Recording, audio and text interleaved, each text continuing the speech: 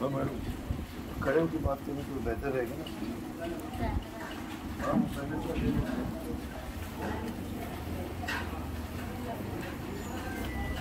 आपका परिचय दें मैडम, उसके बाद बताएं क्या है परेशानी आपको।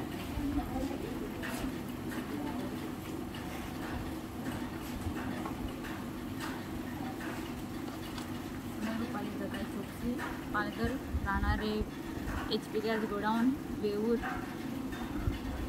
नगर परिषदेच्या हद्दीमध्ये राहत असल्यामुळे नगर परिषदेचे काही पण इकडे कारवाई करत नसल्यामुळे मी आज आमरण उपोषणामध्ये तिसऱ्यांदा बसत आहे। तो मैं वही बोलूँ ना, जो बोलना है बोलिए। आप जितना चाहते हैं, आप किससे क्या बोलना चाहते हैं, कौन से प्रशासन के पास अपनी बात पहुंचाना चाहते हैं, आप उनका नाम लेके अपना बोलिए। मेरी किन से मिलती है। मैं रूपाली प्रकाश चोक्सी राहणार वेऊन टेकडीवरती HP गॅस गोडाऊन रावचेच्या पाठीमागे मी गेले 1 वर्षापासून नगर परिषदेच्या तक्रारवर तक्रार करून मौखिक लिखित तक्रार केल्यानंतरही मला न्याय मिळाला नाही। माझ्या घराच्या शेजारी तसेच घरासमोर जबरदस्तीने दादागिरी करून माझ्या कब्जे वहिवाटीच्या जागेत अनधिकृत बांधकाम चालू आहे। त्याबाबत मी महाराष्ट्र राज्याचे मुख्यमंत्री, पालघर जिल्हाधिकारी, पालघर जिल्ह्याचे पोलीस अधीक्षक, पालघर नगर परिषद तसेच पालघर पोलीस निरीक्षक अशा सर्वांना मी माझी लेखी तसेच मौखिक तक्रारी केल्या आहे।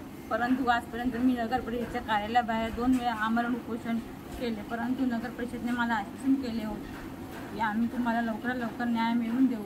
परंतु आज 1 वर्ष होऊन गेले, मला न्याय मिळाला नाही। तसंच नगर परिषदेच्या कार्यालयाने 52-53ची नोटीस काढून त्याच्यावर कारवाई करून केलेली नाही असे आम्हाला आश्वासन केले होते, परंतु ती नोटीस काढून 3 महिने होऊन गेले तरी नगर परिषद कार्यालयाने कुठलीही कारवाई केलेली नाही। मी शासन दरबार न्याय मिळण्याकरिता सर्वतोपरी प्रयत्न केले, परंतु मला कुठलाही न्याय मिळाला नाही। म्हणून मी माझे 3रे आमरण उपोषण पालघर नगर परिषदेच्या कार्यालयाबाहेर देऊन आमरण करत आहे। जोपर्यंत मला न्याय मिळणार नाही तोपर्यंत मी पालघर नगर परिषदेच्या कार्यालयाच्या बाहेर बसून राहून माझा जीव जाईपर्यंत उपोषण करणार आहे। धन्यवाद।